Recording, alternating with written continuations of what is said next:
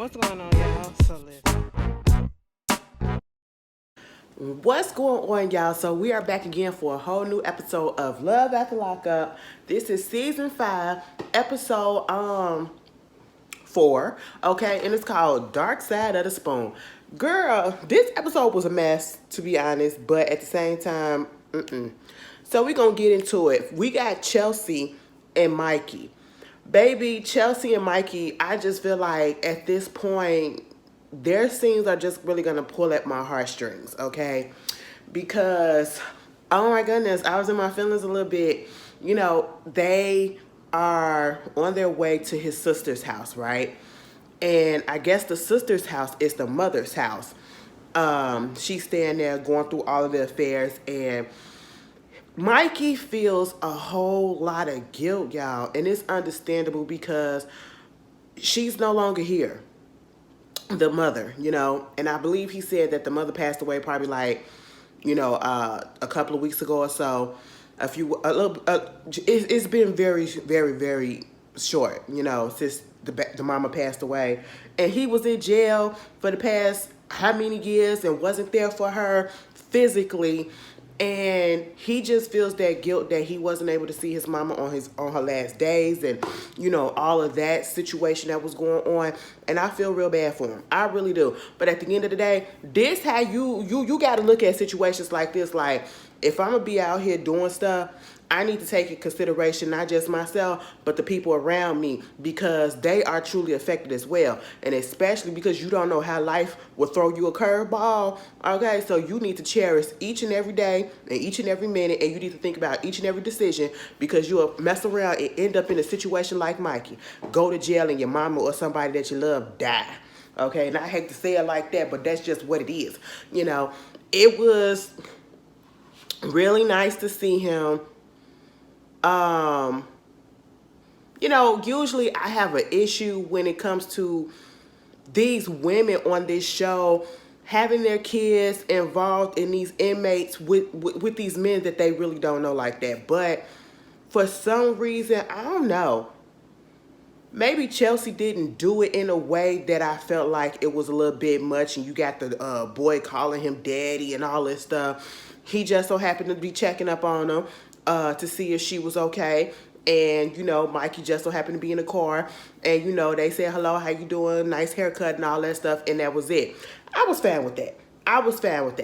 But, at this point, I do feel like, Chelsea might be looking for a father figure, of course, for her son, because as you recall, she has 3 kids.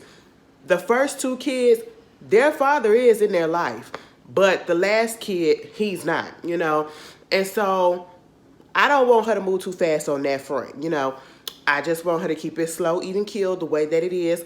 Baby, they go over there to Courtney's house, his sister. And baby, when I tell you they all look alike, at least Courtney and him, they look so much like the mama. Because I seen the old picture, I said, oh yeah, y'all related. And I just love the bond that, we got to start off with positivity. I just like the bond that, Chelsea got with the other sisters, because it's Courtney and I think Amanda, okay? And I just like their bond. She was like, they're like my sisters. I never had sisters, and it's like, if I would have had sisters, this is what I would have wanted. And they accepted her, and what's her name? Mikey, or I should say, what's his name? Mikey said the way, and one of the reasons how he knew that Chelsea was the one for him was when the mama died, she was all up at the funeral when he couldn't be there. She be all up there with the family, and they accepted her. So he said, yeah, that's my boo, that's my life partner, that's my bae, okay? Baby, what got me was when they went upstairs to the mama's, first of all, the mama house is so old. I said, what is this, girl? It made me think of, James Caldwell, aka Mr. Spilly Boy, here on YouTube. Shout out to you, James. Baby, I seen this video where he said, them people that about the people with wood paneling on their walls. He said, why they stopped making them?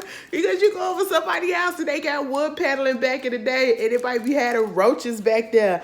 I kept thinking about that clip when I was looking at the inside of that mama house. I said it was wood paneling everywhere.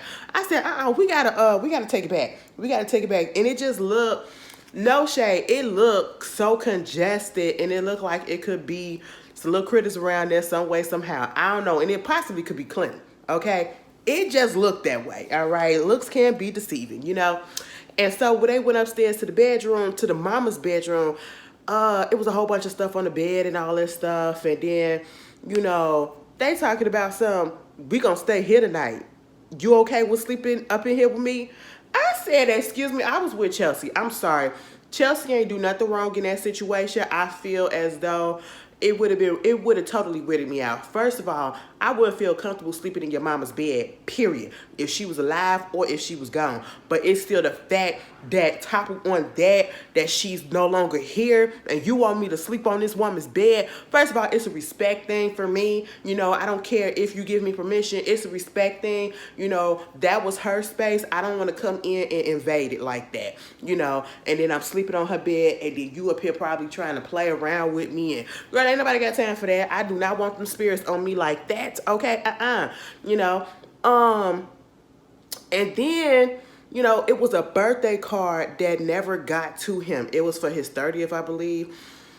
And he opened it, and then he closed it right back up as soon as he saw her writing. He was like, I'm not ready. I'm not ready. Baby, the tears was flowing. Everybody was crying and all that stuff. I said, y'all can't be doing this. Then Chelsea said, listen, baby, we gonna go to the hotel. Okay, he was trying to convince her a little bit, and she said, no, we're going to go to the hotel. And I respect the fact that he respected her enough to say, okay, we're just going to go to the hotel. And then when they told his siblings, they understood too. It was like, it's probably a little bit too soon. And what he said was, I'm just going to have to ease myself into it, which is understandable because he hasn't been there in a long time. And then to come back and his mother is no longer there, you got to deal with that. So, you know, I was like, all right, cool. That was Chelsea and Mikey. Chelsea a little nervous. She a little scared because she like, listen, he up here talking about I just can't wait to hold her, touch her, feel her body and all this stuff. Girl, I said, well, you ain't finna get nothing, sir. Chelsea said the shop is closed, all right? And it was real cute how she was like, did you hear my voice when she was on the phone with her son? And she was like, basically, she usually don't speak because, you know, it sounds different because she can't really hear herself.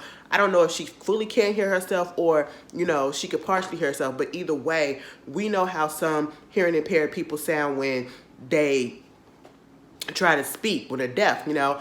And she says she doesn't use her voice unless it's around her kids or her father. And so he was like, you know what? I hear your voice. Your voice is fine. It's kind of sexy to me. I said, you know what, Mikey? Oh, let me not stop cheesing over this man like that because, you know, you saying a whole lot of good stuff right about now, and that's just because you just got out of prison and all that stuff. I don't want to have to go in your background or somebody pop up and be like, Ashley, you liking this dude or whatever, thinking that he a good guy, this, and I'd be like, God damn, okay, God damn. You know, I want that to happen. I really don't. Mikey, I hope you stay on my good side because right about now, they are the most wholesome couple so far, and I feel like the history of Love After Lockup, okay? Moving on from that, we get Anthony and Sheree. Now, Sheree, her man come out, and let me just tell y'all this. Usually, I ain't really here for all that PDA like that. Like, come on, calm that down. You know, that's just a little bit much. But for some reason, y'all, hear me out. For some reason, when he got out the car, I don't know if it was his energy, okay? Energy. Everybody on mute. I don't know if it was his energy. I don't know if it was her energy. I don't know if it was a combination of all of that put together. And I was just like, oh my God, you know, when they was kissing, and then she was like, oh my God, is that my man? Is that my man? Because usually stuff like that bothers me. I'm like, girl, calm down. You're too grown for this, right? But then when he got out the car, she was like, and then they went on ahead and they hugged, and then they started kissing, right? And then I was like, okay. At that moment, I said, all right, back it up. But then when she kind of like jumped up on him and he was grabbing on her booty and everything and he was holding her, I said, oh, you kind of strong. You kind of strong. You a little short. But you make up for that shortness in your little strength. I said, all right. But then they started kissing right again and again. And I was like, wait a minute, sir. Now, usually sometimes I'll be like, hold on. Don't kiss me with your eyes open like that. But some reason that did something for me. I said, wait a minute. And it got real nasty. It got a little nasty. And I said, you know what? I'm all right with it. I am all right with it. I said, that man ain't had nothing in a minute. That man was, Anthony was about to take Sheree down and Sheree was about to let him. And I was about to watch like this. Oh, okay. Go ahead and do what it do. You know, now, Sheree, what you got me messed up at is this whole scheduling type of situation. Now, she said, where is the clothes that I gave you to pick, to come home in? He said, girl, it never came. And so she was like, got you out here looking like you finna go to church and you some preacher or something like that or whatever. I said, yeah, the clothes do look a little, like you finna go on a little makeshift job interview-ish. And so next thing you know, she done gave him some clothes, put him on a little t-shirt, white tee, some little jogger pants, got him some little gym shoes or whatever, some sneakers, threw them clothes. I said, now let me just tell you this. Y'all are so wasteful. Y'all are so wasteful. The shoes, understandable, but y'all still could have gave them shoes to the Goodwill or whatever if you didn't want to keep them or whatever, because the way that y'all threw them shoes kind of looked like they was worn through. He looked like he wore them shoes probably the whole prison sentence. The whole 7 years he was up in there. It looked like them soles was kind of worn all the way down, okay? But at the same time, them clothes that he had on, them pants looked decent. The shirt was crispy white. I ain't understand why y'all threw that thing on the floor and then y'all rolled over it. I said, that is rude. That's disrespectful. And you could have gave that away to somebody else in need. I be thinking of things like that, okay? Don't be throwing stuff away like that. I mean, you doing it for dramatic purposes or whatever. Baby, am I getting cheekbones? Oh, yeah. Because it was the time y'all couldn't see this. Anyway. So I was just like, girl, all right. Baby, when he got out, but this was the funniest part. She was like, oh, I got some baked chicken from your mama. No, I want that. No, give me some real food. I said, what? He said, respectfully, I want that damn baked chicken. I said, the way he said it was like his mama can't cook. And honestly, looking at the mama, I said, yeah, I can understand if you probably got a couple of ingredients off. She just gets me that just a little bit, okay? I was like, the mama looked like she could be Jaleel White mama or somebody, okay? And if y'all know who Jaleel White is, that's Urkel from the Family Matters. Just look at her. Just look at her. I said, you look like somebody. And that's what it was. And then when he said, yeah, it was just the way he said, I don't want that. I said, damn, that muscle memory in your tongue said, it ignited his taste buds and said, no, mama can't cook. I don't want that food. It's been 7 years and I still know that she can't cook. And I just know I'm going to be mad if I put my mouth on that chicken. And then it ain't fried. They want some fried food when they come out. They want that hearty stuff. Freak all that healthy baked stuff. No, I said, no, we're going to do bake. Okay, well, we're going to let you have this little cheat meal right here. Because Sheree kept on letting us know that, oh, my God, look at you, baby. Your stomach is so rock solid. Look at that. I said, all right. Girl, gonna tell him. Now, here is the itinerary. See, Sheree, this is where you had me all the way messed up. That man just got out of jail, and I'm pretty sure that they have him on the schedule doing this, doing that, all of the damn time. For 7 years, he had to follow the rules. He had to do this, do that, at this time, that time, okay? And you want to literally type out an itinerary, a program, a timeline of what we gonna do. And not only did she type it out and show him, she had the freaking alarms for the stuff. I said, are you serious? It said 11 a.m.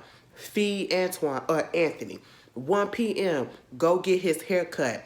This p.m. go do this. I said, we not finna do nothing like that. Me and Anthony was on the same page. We was like, listen, I just came back out of jail and I was locked down up in there. I don't want to come out here being locked down and being told that I need to do this, need to do that. Baby, no, we not finna do that, okay? But she did go and get him some chicken. Baby, and Anthony, I said, I understand you know, we got our taste buds or whatever, but beggars can't be choosers. And next time you should have opened up your damn mouth when you came up there. You knew you was getting a sandwich. I don't care if you ain't never had a chicken sandwich from Popeyes ever in your life, but you know damn well these burger joints, these chicken joints or whatever, when they fix these sandwiches, they put a little mayo on there and they put a little bit of pickle. You should have told them. You should have said, let me get a chicken sandwich and make sure it's plain. That's it. He bit up into that. He was like, damn, it got mayonnaise on here. I don't eat no mayonnaise. Oh, and then it got pickles. I said, scrape the shit off and eat it, bitch. It was irritating me right there. Because I hate when people complain like that. Be like, now you knew. You knew. I don't care how long you been out of society. You knew.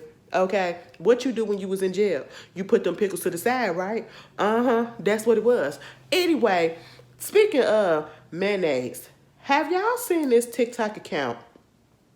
For those that be on TikTok, and I had posted a couple of videos on my timeline on Twitter a couple of days ago. It's called Josh and Mama. That lady cannot cook for shit, and she is doing y'all Caucasian people a disservice, okay?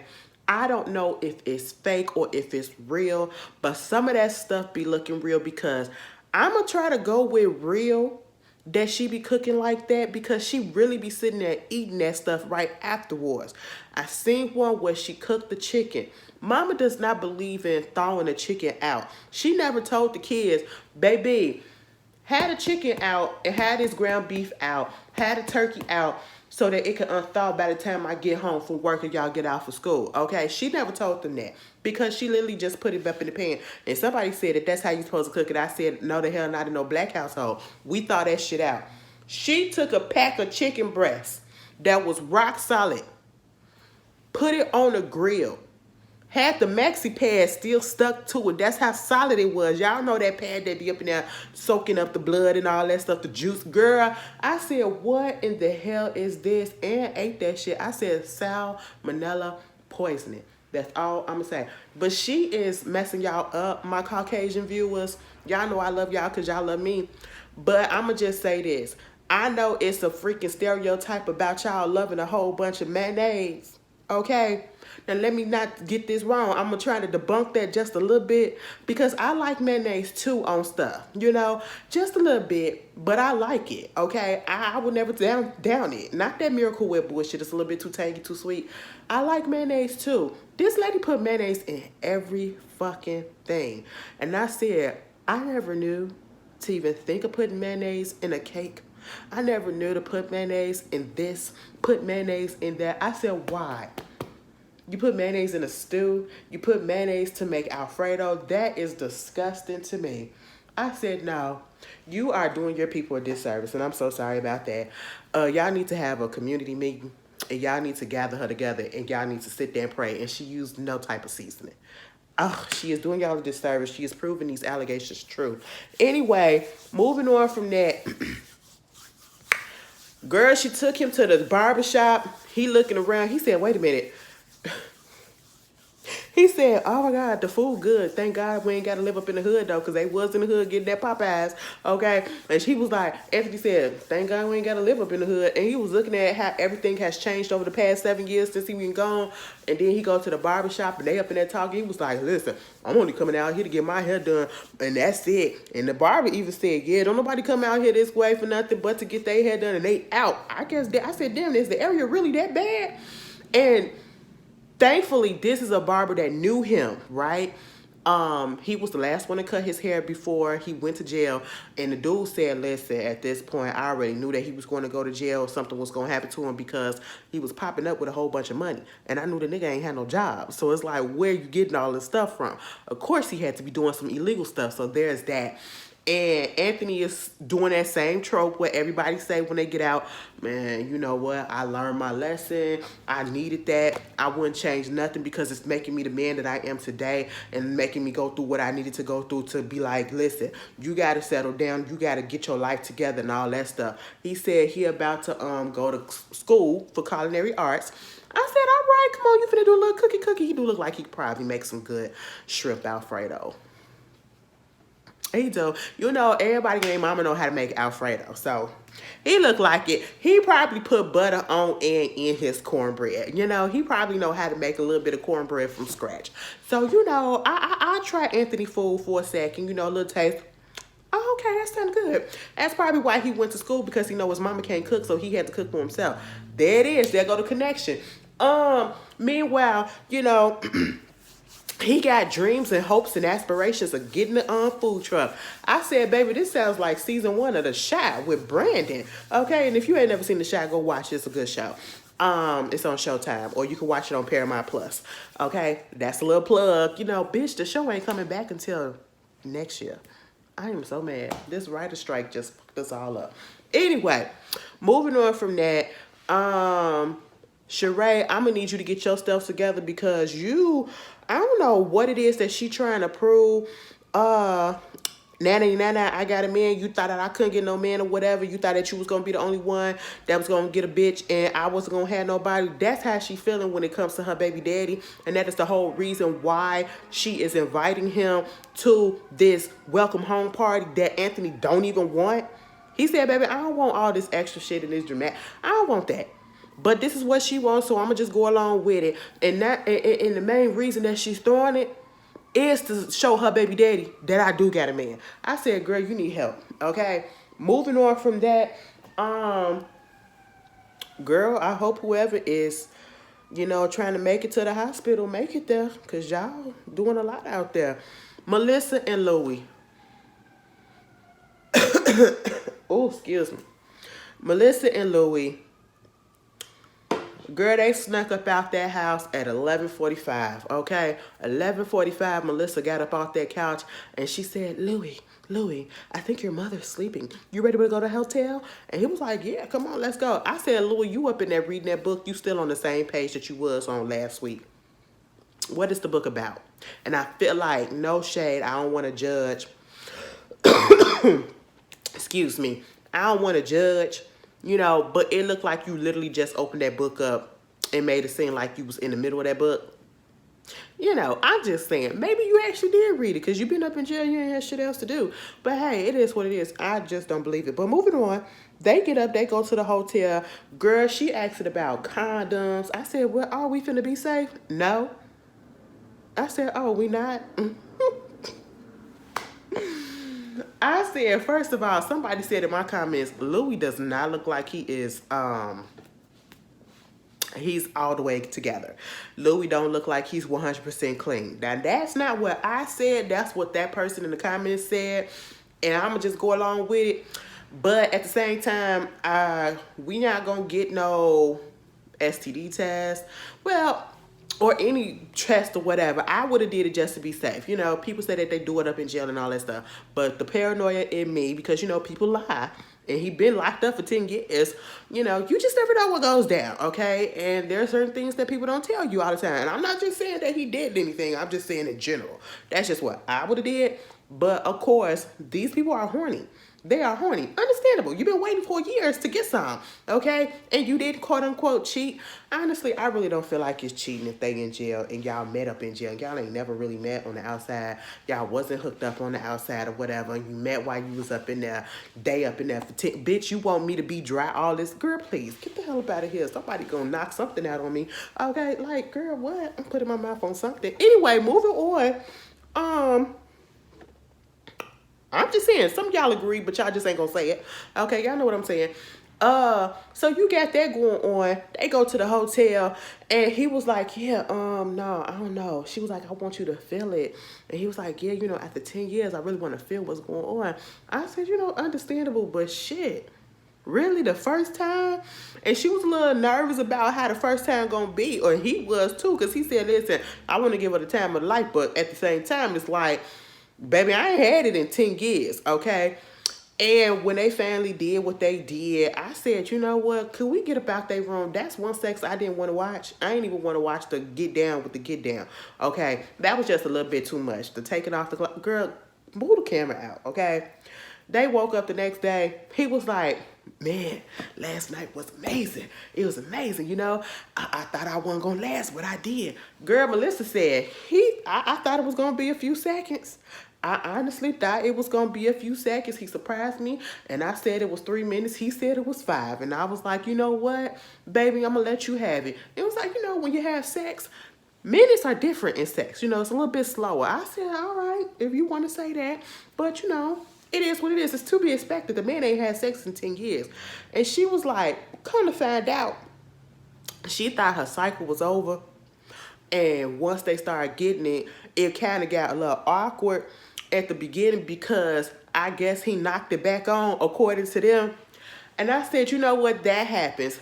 I'm pretty sure there has been some people and some of us where you do it and then all of a sudden, literally right after, probably the next day or a few hours after, your cycle come on. Okay, because you thinking that either, okay, I still got enough time, and then that thing pop up. It happens. So I understand that part. But this is what grossed me out and made me continue to look at Melissa like, this is why I don't like you, because I thought you was crazy and psychotic a little bit already. And you're still living in this fantasy world of being back in high school and being with the cool job, the cool kid. That's what you're doing. The popular kid. That's what it is that you're doing. When she said, either she or he, both of them said something about the fact that, the fact that her cycle came on in the midst of them having sex, it was almost as if, like, she fantasized him popping her cherry when they was in school. Now, since she never got a chance for him to deflower her like that, her cycle coming on this time, it kind of made it seem like that. I said, Jesus Christ. First of all, period sex is nasty to me. Okay.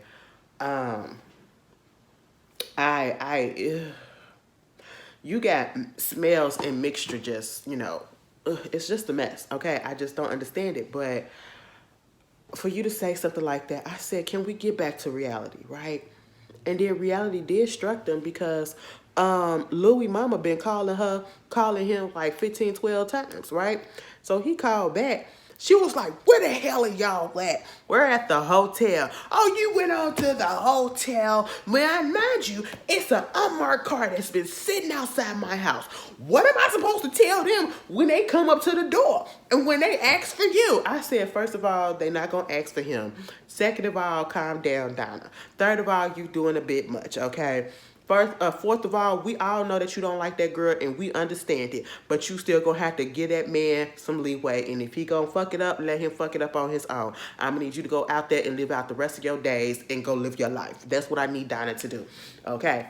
Donna treats that man like he is still 12 years old. Okay? And he needs discipline. And that is sad.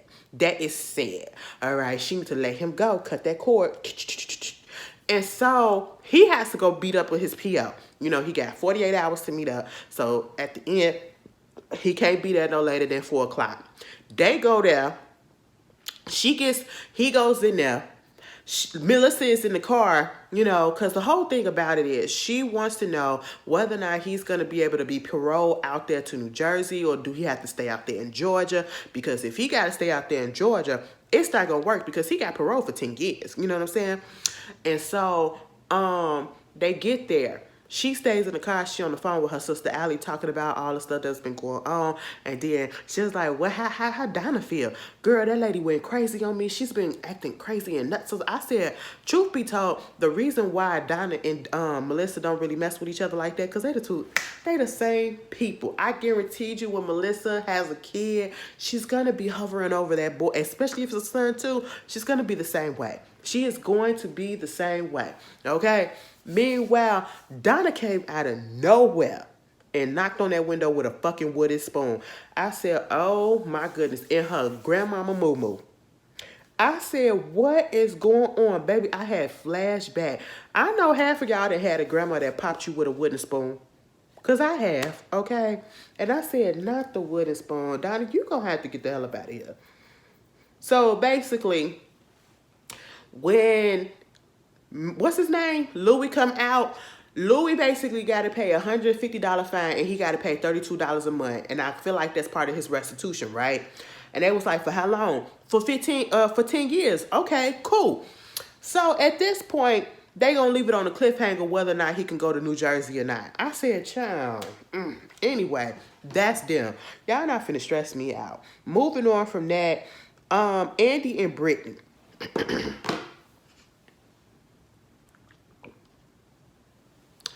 Andy and Brittany. Andy is selfish, and Brittany is playing a game. Okay, I feel like both of them are two fucked up individuals. Both of them are trash individuals. Okay, there are no winners in this circle right about now, and they do not need to be together. I feel as though Brittany sold Andy a type of situation of what he expected and played into what he wanted to happen when they got out. And then once she got out, she flipped it and said, no, girl, no, sir, no, ham, no, ma'am. This is not what we're going to do. What we're going to do is what I really want to do, okay? I just needed you to give me a little something, and then, keep me occupied while I was in prison. That's what it's giving. Also, Andy is giving, he's very selfish, and he's all about himself in this relationship. He is not thinking about anything else. My whole thing is, why would you go with somebody? I don't care if they're in prison. I don't care if they are in the actual world, from not behind bars or nothing like that. Why would you go with somebody and get so highly invested in somebody who has children and they have a messed up relationship and they're trying to focus on their relationship, or even if they don't, they have children, and think that you're going to come first? Andy kind of feels that way. Now, hear me out.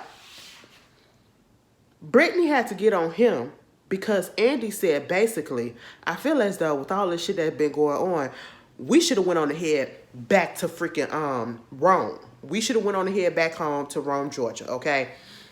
And she was like, you really think that I was going to leave my child here when we're in the midst of going through some things right about now? And on the one hand, I get where Andy is coming from, because we made this plan that you gonna get out, see your kids, and then we're gonna go to Rome, Georgia, back home where we supposed to be staying at and all that stuff, right? Cool. But now you want to switch up the plans and you want to stay out here with your kids and all this stuff. And see, that's where it gets conflicting and it gets fucked up for me. Because if anything, I would have understood. A person like me would have understood if somebody want to stay there with their kid that they have not seen in 2 years because they have been locked up. They have been locked up. And it's their doing. And they have already messed up their childhood. And they've already got trauma behind that. And their child is already showing you that they're scared that you're going to leave again and never show up again. And you know that this is going on. You know this. I don't care if you heard the conversation in full. You know the history, what's going on. And you know that, and we know that you know that because you told that to your friend when you was on your phone, okay? And you basically want Brittany to say, Gracie needs to suck it up, and you just need to just go ahead and y'all need to leave out. Because she 18 years old. And Brittany had every right to feel the way that she felt. But at the same time, Brittany, you ain't shit, because I really feel like you flipped that script, okay? But at the same time, she's 100% correct. He is not being sensitive enough for her, okay? He's being more so controlling in the sense of he wants stuff done the way that he wanted it done, that he had planned out. And controlling may not be the word, but y'all get what I'm saying. And he's feeling some type of way. And he's losing. Well, technically it is, because he no longer has control of the situation, and it's throwing him off course. And she even said, he's so used to being a cop. I should have known something was going on with him being a cop, and then you going in looking on caged ladies. Why are you trying to get with somebody that's in prison so you can control him, or you can do all of this stuff with him, or all this stuff, And I was just like, child, a mess. He really irked my spirit when he did that, because again, this is why I said they should have arranged for Brittany's daughter to pick her up from prison. Let them spend time together.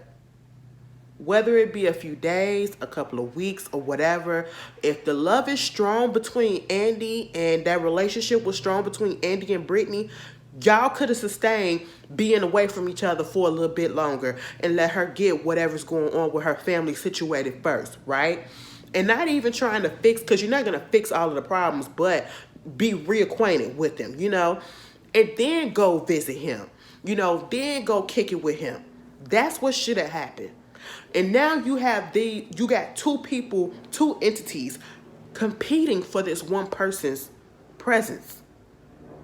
And at the end of the day, if she's a good mother or if you're a good parent, your kid's gonna always be chosen first. And that's how it should be.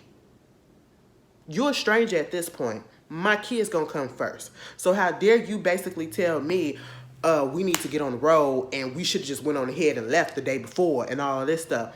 Mind you, her daughter and her are going through a crisis. I don't give a fuck what you think. I am going to sit down, especially when I already got this negative history with my child who has a negative outlook on me. I'm going to sit there and be there for her for that moment. Because I don't know when the next time I'm going to be able to see her, given that you want me out there and wrong. And, you talking about some on the phone with a friend saying, she said that, the daughter is basically, she been through all this stuff or whatever, and when she gets upset and having that PTSD and all that stuff or whatever, it's like a trigger for her to go use. I did not like the way he said that, as if, oh, we need to get away from your daughter because her daughter is going to be what's going to trigger her to use. Like, what? it just felt yucky. And it's not him thinking about Brittany, it's him thinking about himself. And if you can't see that, y'all need to take the blinders off, take the rose-colored glasses off, and just look deeper, okay? He's not caring about, and that says a lot about your character. You see the girl is going through the stuff that she's going through. She literally just seeing her mother. She's literally just seeing her mother, and all of those flooded emotions is coming back. And you feeling some type of way because she wanted to stay a little bit longer to make sure the daughter was okay. I don't care if she's 18 years old. She been through the most, as you already know, and you keep saying. Seeing the mother doing the things that she done, and you getting in your feelings because y'all still out there. Nigga, you should have left the moment when she said y'all can't come in to see the kids. You should have said, well, have your kid bring you out there. Because that's damn near what, that ain't no damn near, that's exactly what I would have did. First of all, I actually wouldn't have been out there, okay? No. You go have your kids' time and all that stuff, and then once you're done with that, if we really meant to be, we could come link up and all that stuff. I'm considerate like that. I would never, ever get into a relationship with somebody who has kids and get upset that they can't devote all of their time with me because they have to devote that time to their children. I would already know that the children comes first, okay? No matter what the age is in this case. Yes, 18 is a young adult, but she's still growing and she still was out without her mother for some years, okay? So, like, come on, Andy. It was just very rude, very inconsiderate, very selfish, very insensitive. And then when he said that Gracie, I feel like, is just being overly dramatic and throwing things, I said, what? Wow. And then, for the people that were saying that his daughter, when she was saying the stuff about him not being there, how y'all feel now? Because it's looking like the daughter probably was kind of right. I said, child, what? And when he went up in there to tell Barry what was going on, Barry was like, so what you want us to do? What we gonna do? We just gonna sit here? Yeah, I guess. No, Andy, you should have just fucking left, okay? Barry got on that phone and FaceTimed his sister and said, listen, you was right, I guess, because we don't know if that lady coming back, because while he was out there on that phone talking mess about the situation to his friend, Brittany left out the opposite way and went down and got in the car with Gracie and they drove off. And that's when she became happy. Okay, she is over Andy. I don't think she was ever attracted to that man. I don't think she ever wanted that man. I think it was all a game just to get her out and to get a little pocket change so that she can get a little bit started and she can go off and do whatever she needs to do. That's what I feel like happened. Andy is dumb as hell to be happy. Bitch, you ain't even been together for a whole year. A whole year. It hasn't even happened. Okay? And you in this deep. Girl, nigga, let that shit go and go find somebody on the outside. Okay? Barry was like, I guess you was right. She said, oh, she done got some money, so now she finna go up there and she finna go do whatever she do, because you know she used to be a drug addict, and now she finna go do the same thing. I ain't like that part. I ain't like her saying all that because you assuming, but at the same time, I said, girl, I mean, I guess me and you thinking the same thing a little bit. When she started laughing, she was like, oh, so he got played. I said, bitch. She don't like her daddy like that. She don't like her daddy like that. Because it's like once you tell somebody something and they just go ahead and do it anyway. And then you be like, this is why I told you not to do that, right? Okay. It's one of those situations. Moving on from that, the last one, Jemani. What's her name? Jemani? Baby, we gonna call her Joy for short. I need to put this cough drop in my mouth. So bad, I've been trying not to cough on this camera. Like, my cough is getting better, but, bitch, it's irritating. Because now it's tickling the back of my throat. Anyway, we get Joy, Jemani, okay? And, she's getting ready to go out there to, get her man Red. But before that, they go to, I guess, like a adoption lawyer or whatever. I said, I know we're not going to do this. Girl, she looking into ways or situations as to how, or what they would need to do, I'm so sorry. What they would need to do for him to adopt her son. At this point, this is what got me in her story. Baby, Joy's gonna give us a time, okay? She and him is gonna make me mad because the only person that got sense in this situation is the sister, okay? The sisters, but this particular sister that went with her to the adoption agency, okay? Because mama said, I really don't think that man is really with her just to be with her, because what if when he comes out, he doing all of this stuff, and he only stand with her to play her for her money. And at one point, I said, what money? Because the girl let the shit get cut off. $40,000 plus. Over 7 years, she sent to this man that she ain't never seen in person. Never visited at all. What? And she said something about his playing her for her money. I said the little change that she got. Mama is living in a trailer on a reservation, and then come to find out, you talking about this adoption stuff. Baby, I know kids need daddies and stuff and all that. That's a beautiful thing. They do, you know. But at the end of the day, Jemani said she cheated on that nigga. And I said, you know what? Honestly, when she said that she cheated, I didn't feel nothing about that. I was like, I mean, technically speaking, you ain't never seen that man in person. We don't know what he doing. We don't know if he talking to a bunch of other women too. And probably already had some women that actually just came up there to talk to him the whole time he been in there. And then plus he was supposed to be out early in there, but he was up in there fighting and shit. So they got his time, you know, extended. And that's why he's still up in that bitch. And so at the same time, I'm sitting here like, all right, I mean, it's 7 years. Somebody got to scratch this itch. And I was with her when she said, shit, bitch, I was horny. I said, understandable. Okay, and if it was a man waved on the one girl, I would have felt the same way. Okay, like, come on. I'm just, like, what you expect? You want me to be, bitch, don't go to jail on me. Do not go to jail on me. I'm going to tell you right here, right now. I'm fucking. You want me to cut myself off because you finna do a 10-year bid, bitch? Get the hell up out of here. 5 years is too goddamn much. No, I'm not a ride or die like that, okay? You can do whatever you want to do up in there. I'm going to do what I want to do out here. And then once we come out, you come out and we talk about it. And if we want to try to make it work, bitch, we'll see what it's up. But other than that, don't think I'm finna just stop living my life just because you fucked up and you got up in. Bitch, please. Anyway, So when she said she cheated, I thought she cheated with just one man. Cause she said the man don't know that he is the daddy of her son. Come to find out, it was 3 dudes. It's a possibility of 3 dudes. I said, where is Maury at when you need him? I said, oh my God, 3 guys? Now, Jamani, Joy, Joy. I said, bitch, you was horny. You said, let me knock it out, bitch.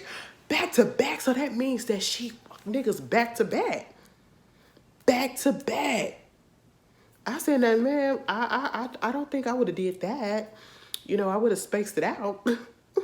For you to be like, it's 3 possibilities as who could be the daddy.